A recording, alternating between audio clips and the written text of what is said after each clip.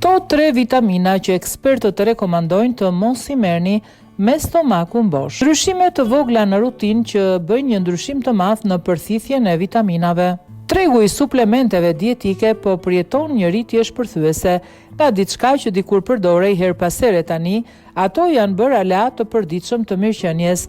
Energjia, stresi, gjumi, lëkura që shkëlqen, ekuilibri i brendshëm, çdo nevojë duket se ka suplementin e vet përkatës. Shishet grumbullojnë në tryezën e mëngjesit, vendosen në çanta palestre ose mbahen përgjithmonë në banjë. Por pas këtij emocioni fshihet një pyetje: a është vërtet e sigurt të merren vitaminat me stomakun bosh në mëngjes? Jo të gjitha reagojnë njësoj.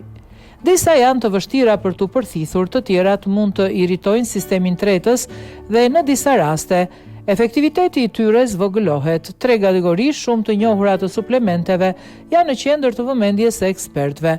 Hekuri. Në perceptimin kolektiv, marrja e vitaminave në mëngjes duket logjike. Megjithatë, hekuri është një nga suplementet më të vështira. Me stomakun bosh mund të shkaktojë të përzjera, shqetësim ose ndjenjë rëndese. Ekspertët rekomandojnë marrjen e tij më vonë gjatë ditës kur trupi është tashmë aktiv.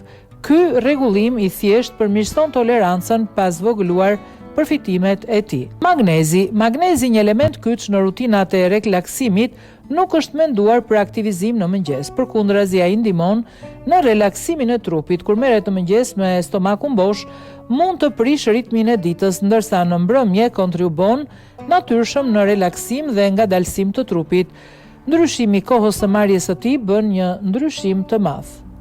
Vitaminat të tretshme në yndyr. Vitamina A, D dhe K kanë një gjë të përbashkët, ato kërkojnë ushqim që të përthithen siç duhet.